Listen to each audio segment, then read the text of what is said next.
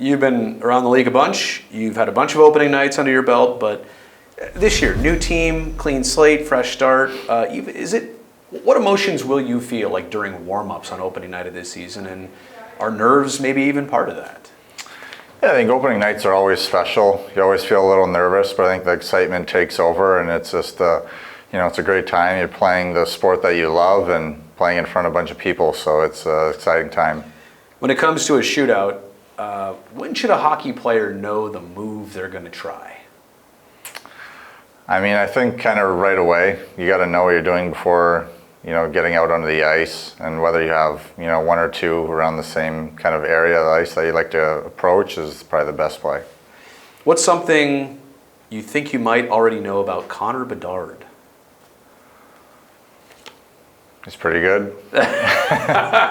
Is he almost easy to root for with players around the league? Obviously not when you play against him, but I think there's a lot of people interested to see how this works out for him.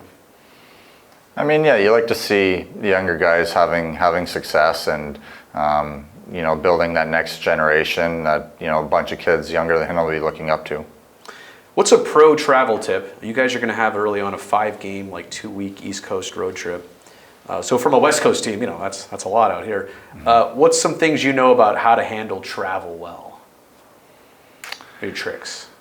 Try and get sleep well. Have some fun with your teammates. Go out, have some nice dinners. Play a little bit of cards.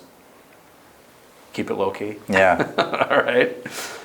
What are some ingredients of a great pregame or intermission speech in the dressing room? What typically resonates well with the players? I mean, it could be different. Usually if you're not doing so well, someone might need to step up and have that angry voice going. Yeah. But, at the same time, if you are playing well, you don't want to get too satisfied and make sure guys are still dialed in. Obviously, Patrick and Jumbo as opponents well, very much over the years. But the fact that they left this team to go play elsewhere, finish their careers, and now that they've come back in a helping capacity, you've seen this before in hockey, but what do you think it means to the Sharks to have those two guys come back? Yeah, it's very special. I mean, guys on that level and that caliber, you're just extremely thankful that you can have people like that within your organization. Are you familiar with GQ magazine? Not really. You know what it is? I know what it is. Yeah. All right. So that's all you need to know. If they call and say, "All right, we're going to put one Shark on the cover of this magazine," who's the cover boy?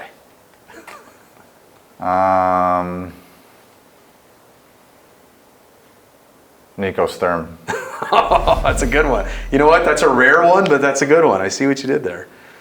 Your hockey stick. Everybody needs something specific. Just give us the nuts and bolts of the brand, the curve, the knob, the flex, all the things that go into your stick and how you want it. I use a Bauer, a typical socket curve, and I vary between 102 flex and 95. You tape it up the same way every time? Same way every time, same length every time, yep. Favorite hockey accomplishment of your career so far? I think my first year pro, we won the Calder Cup in the American League. That was a pretty big deal. What's the best Halloween costume you've ever put on?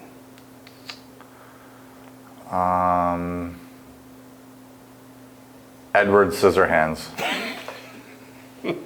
How real were the scissors? They weren't real, but the costume was good.